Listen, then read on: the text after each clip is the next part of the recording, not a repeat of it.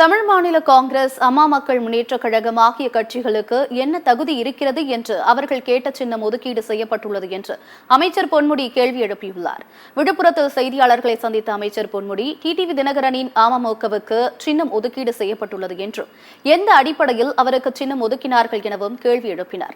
ஆனால் 2 நாடாளுமன்ற தொகுதி, 4 சட்டமன்ற தொகுதிகளை வென்றுள்ள விடுதலை சிறுத்தைகள் கட்சிக்கு சின்னம் ஒதுக்கீடு செய்யப்படவில்லை என்றும், இதற்கெல்லாம் மக்கள் தேர்தலில் பதிலடி கொடுப்பார்கள் என்று கூறினார்.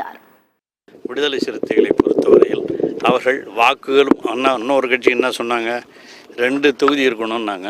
2 தொகுதியிலே அவர் போட்டியிடுகிறார், அதுக்காவது கொடுக்கணும். அது மட்டும் இல்லை, வாக்குகள் 4 சட்டமன்ற உறுப்பினர்களை பெற்றிருக்கிறார்கள், 2 நாடாளுமன்ற உறுப்பினர்களையும் பெற்றிருக்கிறார்கள்.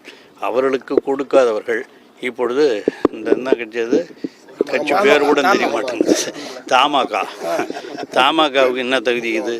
வாக்கு வாங்கியிருக்காங்களா, இல்லை சட்டமன்ற உறுப்பினர், நாடாளுமன்றம் எப்படி அவங்களுக்கு கேட்ட உடனே அவங்களுக்கு கொடுக்குறாங்க? அந்த மாதிரி செய்கிறாங்க.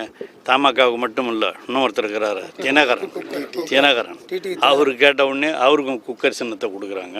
அவர் என்ன எம்எல்ஏ இருக்கிறாரா, எம்பி இருக்கிறாரா, இல்லை இத்தனை பெர்சன்டேஜுக்கு மேலே ஓட்டு வாங்கியிருக்காரா? ஒன்றும் கிடையாது. அதெல்லாம் தான் இப்போ அவங்களும் எல்லா கட்சிகளும் கேட்டுக்கொண்டிருக்கிறார்கள். அதுதான் எல்லோருக்கும், நாட்டு மக்களுக்கெல்லாம் தெரியும்.